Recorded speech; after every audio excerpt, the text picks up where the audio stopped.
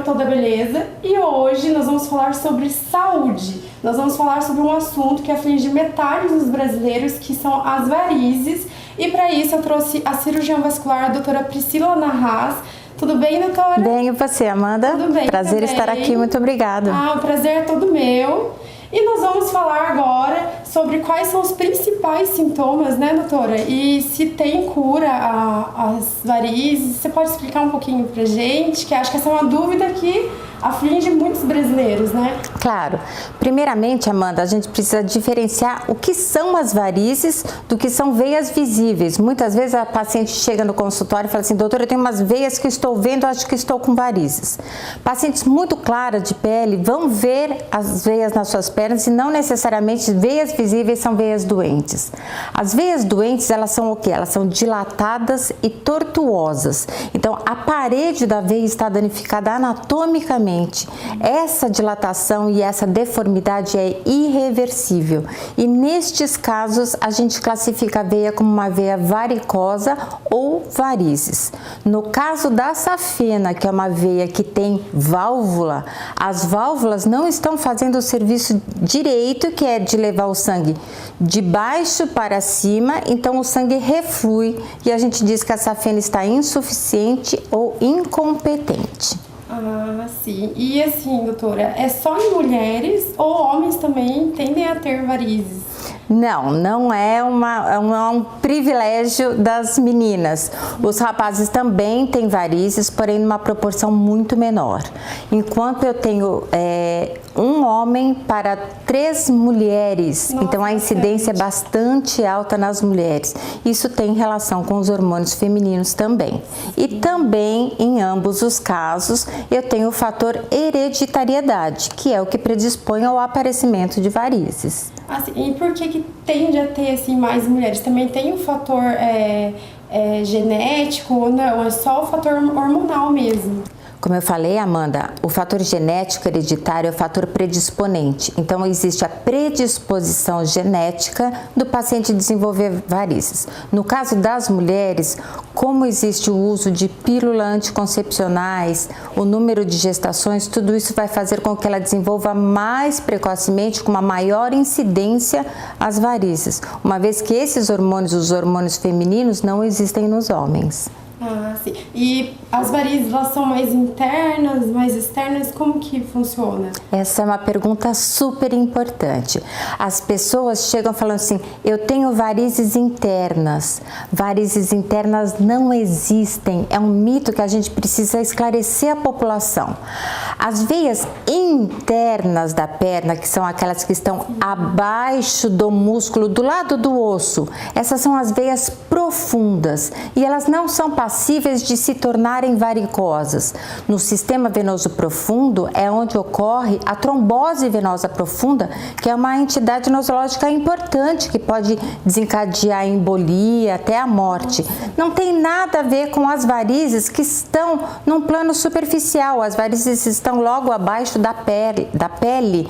Então os pacientes pensam assim: como eu não vejo as minhas varizes, então elas são internas. Não, elas são veias do sistema venoso superficial e elas não têm nada a ver com o que a gente diz do sistema venoso profundo. Isso tem que ser bem esclarecido.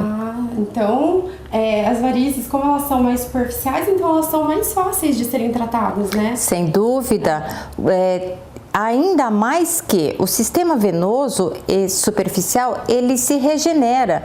Então, muitas vezes a paciente tem uma insuficiência de safena, por exemplo, e existe uma indicação cirúrgica para tratar aquela safena, retirar aquela safena. Fala assim: mas doutora, como é que eu vou ficar sem a minha safena? Não se preocupe, porque a natureza é muito sábia e o sistema venoso ele se regenera e o sistema venoso profundo assume o serviço daquela safena que estava deficitária.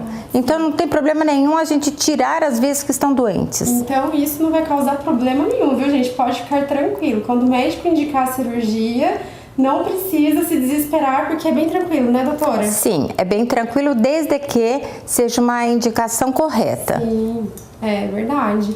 E doutora, conta pra gente, com relação àquela meia de compressão, tem muita gente comprando por conta própria, né? E Há algum risco nisso? Tem que ter indicação médica? Tem tamanho ideal para cada tipo de pessoa? Não são todas as pessoas que podem usar? Como que funciona? Sim, na verdade, a meia de compressão, ela funciona como uma prótese vascular que vai direcionar o sangue, o fluxo venoso. É muito importante ser feita a orientação médica para a compra desta meia. Por quê? Porque existem 3 variações de classificação da meia. A meia, ela pode ser pequena, média e grande em relação ao tamanho. Ela pode ter vários tipos de compressão, 4 tipos de compressão. Então tem de 15 a 20, de 20 a 30, de 30 a 40. Então tem vários níveis de compressão e ela ainda pode ser curta, média ou longa, dependendo da altura da paciente. Então eu tenho que analisar a altura, o peso e a compressão que eu desejo fazer para aquela paciente.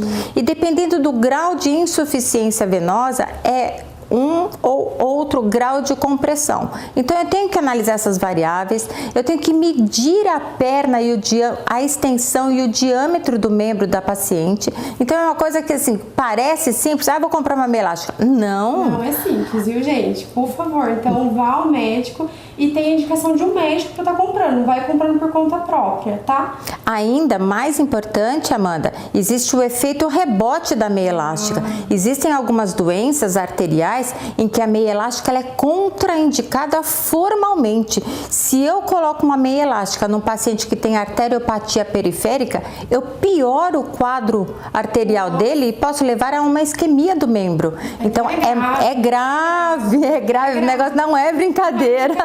Sim. Mas muito bacana. Nós vamos para um rápido intervalo e toda beleza volta já.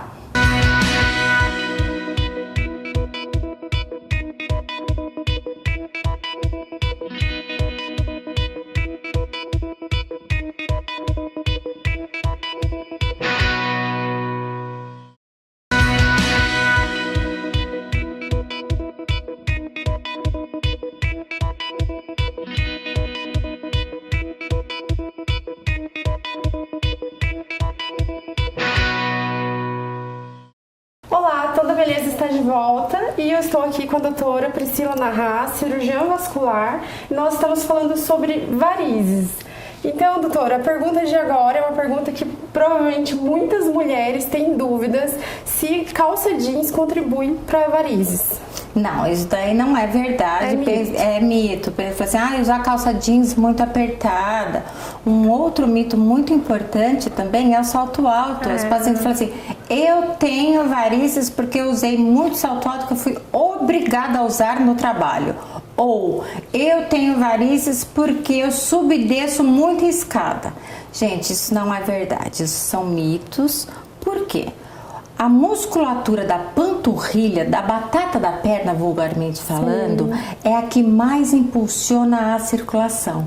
Então, quando o paciente sobe dessa escada, o que ele está fazendo? Ele está fazendo o exercício de step da academia, que é o melhor exercício que eu tenho para fazer a prevenção de varizes. Se eu faço o step, o que eu estou fazendo? Eu estou hipertrofiando a musculatura da panturrilha. E daí essa musculatura, o que ela serve? Ela serve como se fosse uma bomba muscular que vai levando o sangue para cima. Como se fosse uma prótese interna ou uma meia elástica interna que está bombeando o sangue. Você entendeu? Então, assim, melhor coisa que eu posso fazer para minha saúde vascular venosa, hipertrofiar essa panturrilha para que ela sirva de bomba muscular para impulsionar o sangue através das veias. Então, pode usar salto, pode usar calça jeans, isso não é a causa das varizes. Não, isso não é a causa das varizes. É claro que se a paciente usar uma calça jeans sem stretch, que daí ela fica esturricada e vai formar um garrote no joelho. Então, assim, o paciente colocou uma calça jeans, não tem stretch naquela calça jeans, o trabalho dela ela tem que ficar agachada o dia inteiro. Aquilo vai garrotear ao nível de joelho, vai perder. Mas isso qualquer qualquer coisa, é o bom senso. Com não certeza, é verdade? Verdade. E exercício físico, qual que é o mais indicado para esses casos? Tem algum exercício físico que ajude ou todos? Como que funciona? Sim, claro. Quando a gente faz um fortalecimento da panturrilha, como eu te falei, você já está trabalhando a sua musculatura para impulsionar a sua circulação. Pacientes que têm uma grande quantidade de varizes, nós não contraindicamos, mas orientamos evitar os exercícios de alto impacto. Então, a corrida que tem alto impacto não é o melhor exercício para aquele portador de varizes exuberantes. É claro que hoje, quando o paciente vai fazer corrida, ele vai lançar mão de tênis que tem a absorção de impacto, uma tecnologia muito melhor do que há 30 anos atrás. Mas procure então substituir por bike, por transporte, que são exercícios aeróbicos, que são exercícios que vão ser complementados com a musculação e que não têm impacto. Ah, bacana. Então, quem tem, né, bastante varizes, tentar, né, fazer mais atividades físicas aeróbicas e evitar aquelas de, né, grande impacto. Isso. Mas, desculpe, Amanda, mas é muito importante falar também que não está proibida a corrida. Eu tenho pacientes que são triatletas e falam assim, doutora Priscila, não pare de correr jamais. Então, assim, cabe ao cirurgião vascular preconizar o tratamento preventivo para esse paciente. Então, não está contraindicado. Ah, sim. Bom saber, então. E, doutora, como que é feito o diagnóstico de quem tem a varize? Ah, isso é muito importante, Amanda, porque, assim, o diagnóstico é clínico. O que significa um diagnóstico clínico? O paciente vai ao consultório de um especialista e ele tem condições na consulta de dizer para a paciente se ela tem varizes ou não. Ele não precisa de um exame subsidiário, um exame feito fora da clínica, um ultrassom, nada. O especialista está apto para classificar a paciente com os níveis de insuficiência venosa. Por quê? Porque o exame consiste na palpação, na inspeção das veias. Então, o que acontece? O que é isso, a palpação e a inspeção? Quando eu faço a palpação das veias, eu consigo ver se ela está dilatada ou não. Fala assim, nossa, mas será que consegue? Consegue porque é um treino que o cirurgião vascular tem. Sim. Por isso é tão importante o exame físico. O médico não pode abrir mão de tocar e examinar o seu paciente. O paciente não pode abrir mão desse direito que ele tem, é claro. Então, quando eu faço a palpação da safena, por exemplo, e a percussão da safena, eu consigo saber se ela está com as válvulas boas ou não.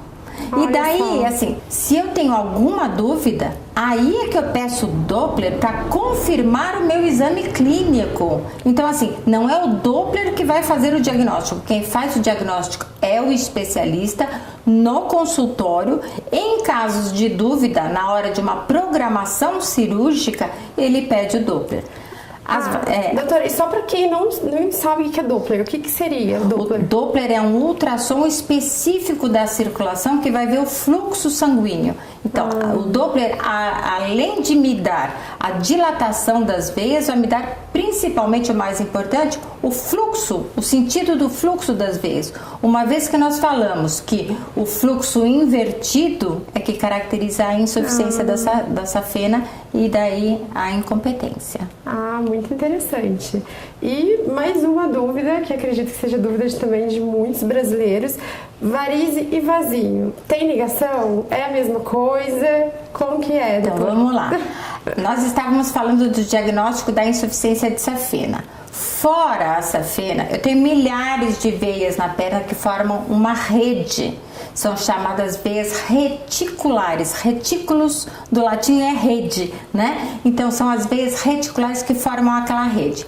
Essas veias que, quando estão doentes, insuficientes, são as chamadas microvarizes. Não são micro, mas são pequenas varizes, sim, mas popularmente são conhecidas como microvarizes. Existe relação com os vasinhos? Qual é o nome do vasinho? O nome do vasinho é telangiectasia. É um nome bonitinho? Bonitinho. Então, mas a gente fala vasinho. A paciente fala assim, doutora, eu tô cheia de vasinhos na perna. Então, o que acontece? Muitas vezes eu tenho uma microvariz que está nutrindo aquela telangiectasia, aquele vasinho. Não é a mesma coisa porque são estruturas anatômicas distintas. Uma está no subcutâneo, ou seja, abaixo da pele, que é a microvariz, e a telangiectasia está na pele. Então ela está numa outra estrutura anatômica, mais superficial. Isso é muito importante, saber a diferença. Ah, muito bacana. Espero que vocês estejam gostando das dicas da doutora Priscila. E nós vamos para um rápido intervalo e Toda Beleza volta já.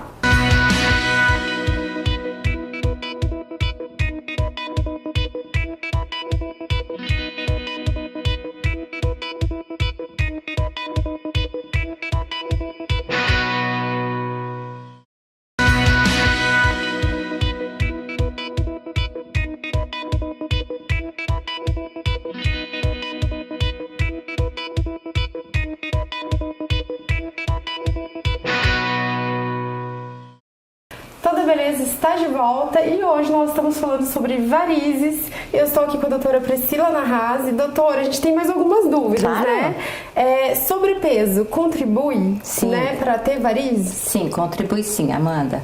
O paciente que tem sobrepeso, assim como o paciente que fica muito tempo em pé, ele força demais aquela circulação. Lembrando que varizes são as veias que não conseguem fazer o fluxo de baixo para cima. Se eu tenho um aumento do peso, se eu tenho o fator de ficar muito tempo em pé parado, não fazendo uso da musculatura da panturrilha, eu vou ter uma piora do quadro clínico do paciente. Então isso é importante também. E quem trabalha muito tempo em pé? Sim, então, temos alguns truques, alguns exercícios que a gente orienta os pacientes a fazerem. Às vezes, o paciente não pode sair andando. Quando o paciente fica muito tempo sentado, que é tão prejudicial quanto ficar em pé, porque o paciente está com a circulação parada, a musculatura relaxada, a gente fala assim, levanta a cada 10 minutos, dá uma voltinha. Ela fala assim, doutora, meu chefe não vai deixar eu dar uma voltinha a cada 10 minutos. Então, a gente orienta a fazer exercícios embaixo da mesa, como se fosse exercício de aceleração, tá? Então não é circular, é exercício de flexão e extensão do pé, como se fosse um acelerador do carro. Esse exercício vai me ativar a musculatura da panturrilha. No caso de pacientes que ficam muito tempo em pé e não podem sair do lugar e não dá para ficar fazendo esse exercício, a gente fala para ficar na ponta do pé, sobe e desce, sobe e desce, sobe e desce. Isso daí é importante. Eu faço até quando eu estou operando de vez em quando, eu dou umas flexionadas na musculatura para poder ativar a circulação, sem dúvida. Muito interessante isso, viu, gente? Então vamos flexionar aí para não ter varizes, por favor. E doutora, as formas de tratamento, quais são hoje? O que existe de tratamento para quem possui varizes? É importante a gente fazer primeiro um diagnóstico correto, como eu falei anteriormente.